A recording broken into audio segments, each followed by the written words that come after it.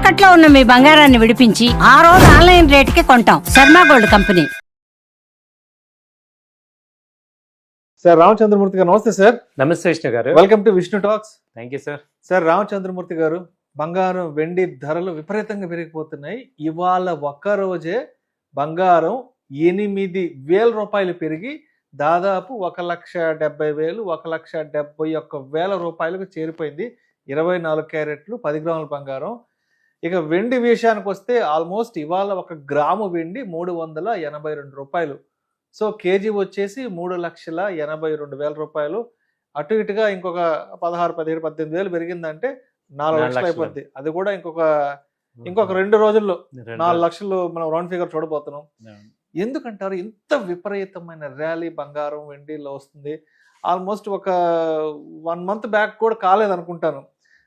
2026 చివరి నాటికి బంగారం 1,90,000 రాబోతుందేమో అని ఒక 20-25 డేస్ బ్యాక్ మాట్లాడుకున్నాం. నాకు తెలిసి ఇంకొక వారం రోజుల్లో 4-5 రోజుల్లో 1,90,000 రావడానికి చాలా స్పష్టంగా కూడా మనకి సంకేతాలు కనిపిస్తున్నాయి. ఎందుకంటారు ఇంత పెద్ద హ్యూజ్ ర్యాలీ కనిపిస్తుంది అసలు మెటల్స్ లో?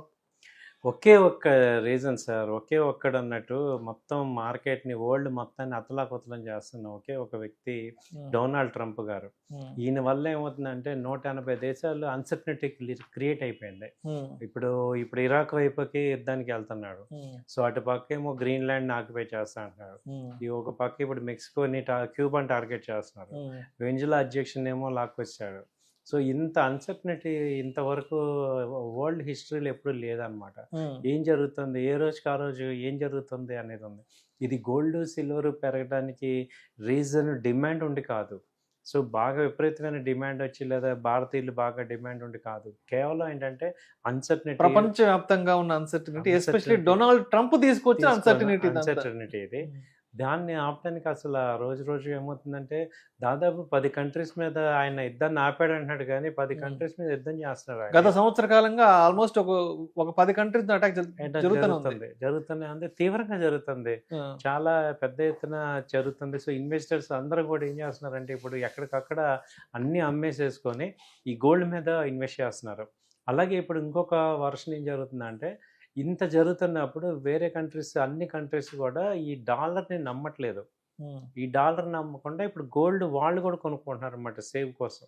సో కేవలం సెంట్రల్ బ్యాంక్స్ కొనడం స్టార్ట్ చేయటం వల్ల ఈ గోల్డ్ పెరుగుతుంది. ఇప్పుడు సిల్వర్ కూడా ఏమైంది, అంతకుముందు ఇండస్ట్రియల్ యూసేజ్ 50% అనుకున్నాం, కానీ ఇప్పుడు సిల్వర్ని కూడా వాళ్ళు సెంట్రల్ బ్యాంక్స్ స్టోరేజ్ చేస్తున్నారు. ఎందుకంటే అన్సర్టనిటీ వచ్చినప్పుడు ఇప్పుడు కరెన్సీ వాల్యూ తగ్గిపోతుంది కాబట్టి ఆల్టర్నేట్గా ఈ 2 మెటల్స్ని సేవ్ చేసుకోవటం అనేది జరుగుతుంది. అంటే సిల్వర్కి కూడా ఇప్పుడు ఏం జరుగుతుంది, ప్రొడక్షన్ వల్ల ఏది వీళ్ళు ఎలక్ట్రికల్ వెహికల్స్ అని వీటన్నిటి గురించి ఇప్పటిదాకా మాట్లాడాం. ఇప్పుడు ఏమైందంటే సిల్వర్ కూడా స్టోరేజ్ కిందకి వెళ్ళిపోతుంది. అలాగే ఈటీఎఫ్స్ ఒక్కసారిగా ఇండియన్స్ అందరూ కూడా గోల్డ్ సిల్వర్ మీద స్టాక్ మార్కెట్లో అన్ని అమ్మేసేసి ఇది కొనటం మొదలెట్టారు ఈ లాస్ట్ 10 days నుంచి, డిజిటల్గా వచ్చేసారు. సో దాంతో ఏమైందంటే అంత తగ్గ ఇక్కడ స్టోరేజ్ ఇక్కడ క్రియేట్ చేయాలి కాబట్టి అదొక ప్రెషర్ వచ్చిందనమాట గోల్డ్ సిల్వర్కి. అంటే ఒక్కసారిగా ఏమైందంటే ఎవ్రీ కార్నర్ నుంచి కూడా డిమాండ్ రావడంతో అక్కడ సప్లై లేదు, ఆ డిమాండ్ విపరీతంగా ఉంది. దాంతో ఏమైందంటే ఒక పానిక్ క్రియేట్ అయిపోయింది అన్ని రకాలుగా. సో దాంతో ఏంటంటే డైలీ అసలు గోల్డ్ మనం 10,000 రావాలంటే 4 రోజులు ఉండేది, ఒకప్పుడు 4 రోజులు పట్టేది ఒక 10,000 రూపాయలు పెరగాలంటే. అలాంటిది ఇవాళ అసలు రోజుకి 10,000, 8,000 పెరుగుతున్నాయి. 24 గంటల్లో 10,000, 15,000 పెరుగుతుంది. అంటే ఏంటంటే ఒక పక్క అక్కడ టెన్షన్ క్రియేట్ అవ్వటం, రెండో పక్క ఏంటంటే ఈ రీటైల్ క్లయింట్స్ అందరూ కూడా ఇక గోల్డ్ బాగా పెరిగిపోతుంది, సిల్వర్ బాగా పెరిగిపోతుందని క్లారిటీ వచ్చేసింది. ఒక రకమైన ఎమోషన్తో బయింగ్ చేస్తున్నారు. అది నిజమే కాదు తెలియదు, ఎందుకంటే మనందరికీ తెలిసి ఇంత హై రేట్లో కొంటున్నాము అంటే అది డౌన్ అయినప్పుడు చాలా ప్రమాదం అవుతుందని కూడా తెలుసు కదా. కాబట్టి ఇక్కడ ఏంటంటే జరుగుతుంది, ఇప్పుడు సిల్వర్ ఉంది 4 లక్షలు, మనం ఇంతవరకు ఎప్పుడు కనివిని ఎరగని రేట్లు ఇవి నిలబడవు. ఎప్పుడైతే మళ్ళీ మార్కెట్లు నార్మల్ అవుతాయో, మనం ఎన్నోసార్లు చూసి ఉంటాం కదా, ఏదైనా ఒక కమోడిటీ అనే కాదు, ఏదైనా ఒక స్టాక్ కానీ ఏదైనా బాగా పెరిగినప్పుడు అది ఎమ్మటే మళ్ళీ 1 month 2 monthsకు అడ్జస్ట్మెంట్ అవుతుంది. కాబట్టి ఇది కూడా బాగా హైప్ అవుతుంది. ఇప్పుడు మనకి ఈ ట్రేడ్ డీల్ జరిగింది కదా యూరోపియన్ యూనియన్కి ఇండియాకి. సో ఇప్పుడు ఆయన ఏంటంటే యాంటీ కంట్రీస్ ఎక్కువైపోయినాయి. ఇప్పుడు అటు రష్యా మనతో ఉంది, అలాగే రష్యా కానీ, బ్రిక్ కంట్రీస్ కానీ, EU కానీ అన్ని దేశాలతో సున్నం పెట్టుకుంటున్నాడు.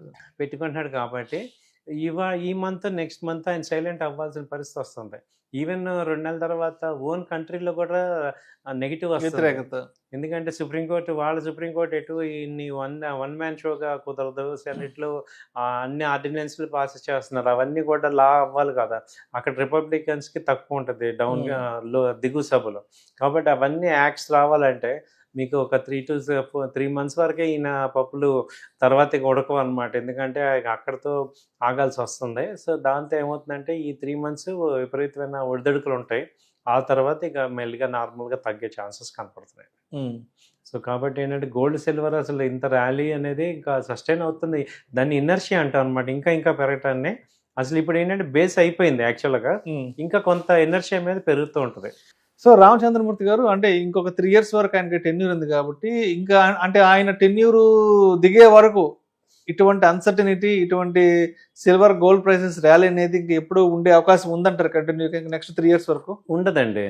ఎందుకంటే ఇప్పుడు ఈ ఫస్ట్ 1 year ఎవరైనా రెచ్చిపోయేది, నెక్స్ట్ 1 yearకి ఏమవుతుందంటే ఇవన్నీ కూడా ఆర్డినెన్స్లన్నీ 6 monthsలో పాస్ చేయాలి. ఇప్పుడు అధ్యక్షుడు ఆయన డెసిషన్ తీసుకున్నా కాంగ్రెస్ యాక్సెప్ట్ చేయాలి కదా. అక్కడికి వచ్చేపాటికి మెలికలు వస్తాయి అన్నమాట. తర్వాత ఏమవుతుందంటే ఈ 1 year తర్వాత ఈయన అట్రాక్షన్ కోసం చేస్తాడు. ఫస్ట్ 1 year మేము ఉన్నామని, ఆ తర్వాత ఎవరైనా తత్వం బోధపడదు దానికి కూడా. తత్వం. ఆ తర్వాత అక్కడ పొలిటికల్ ఎంటర్ప్రినర్స్ వీళ్ళందరూ కూడా స్లోగా కంట్రోల్ తీసుకుంటారు. సో ఇంకో 6 నెలలు ఉంటుంది ఆయన హవా అంతా. ఆ తర్వాత ఇక మామూలు అవుతుంది. ఎందుకంటే లాస్ట్ ఇయర్ అయితే ఎవరు ఆయన మాట వినరు. ఎందుకంటే US లో ఏంటంటే అధ్యక్షుడు మారిపోతాడు అనమాట, 2 సార్లు చేసేది. 2 సార్లు అక్కడ. కాబట్టి లాస్ట్ ఇయర్ ఆయన మాట ఎవరు వినరు. సో 2026 వరకు ఉంటదేమో ఆయన హవా, ఇంకో 6 నెలలు ఉంటది. ఆ తర్వాత 27లో ఇక తగ్గిపోద్ది. సో కాబట్టి ఏంటంటే గోల్డ్ సిల్వర్ కూడా మాక్సిమం వెళ్ళిపోయినాయి. అన్బేరబుల్ ప్రైసెస్ కి వెళ్ళాయి. అన్బేరబుల్, ఎగ్జాక్ట్లీ, మంచి మాట చెప్పారా. కొంత కరెక్షన్ అయితే ఎక్స్పెక్ట్ చేస్తున్నాం. ఇది అన్బేరబుల్ కాబట్టి కొనేవాళ్ళు చాలా జాగ్రత్తగా ఉండాలి. ఇక్కడ నేను బై చేస్తాను అంటే బ్లైండ్ గా ఎమోషనల్ గా వెళ్ళి దొరికిపోకూడదు, కొంచెం జాగ్రత్త పడాలి అందరం. ఎందుకంటే బాగా హై రేట్లకి వెళ్ళి అన్బేరబుల్కి వెళ్ళిపోయాం కాబట్టి కొంచెం మనం చూసుకోవాలి. సో ఎనీ టైం ఆయన సైలెంట్ అయ్యే ఛాన్సెస్ ఉన్నాయి. ఎందుకంటే ఇండియాతో అగ్రిమెంట్ అయిపోయిందంటే యూరోపియన్ యూనియన్తో వాళ్ళు మళ్ళీ అగ్రిమెంట్ అయిందంటే నార్మల్ అయిపోవాలి. ఆల్రెడీ నిన్న మన మోడీ గారు ఇచ్చిన షాక్ తత్వం కూడా కొంచెం కూడా అర్థమైపోతుంది. ఎవరు కూడా సింగిల్ హ్యాండెడ్గా లీడ్ చేయలేరు. ఇదేమి second world war, first world war లాగా, హిట్లర్ లాగా అలాంటిది మళ్ళీ అయ్యే పరిస్థితి చాలా తక్కువ ఉంది. సో ఏదో చిన్న కంట్రీలు భయపడతారు కానీ పెద్దవాళ్ళని ఎవరిని ఏం చేయలేడు ఆయన.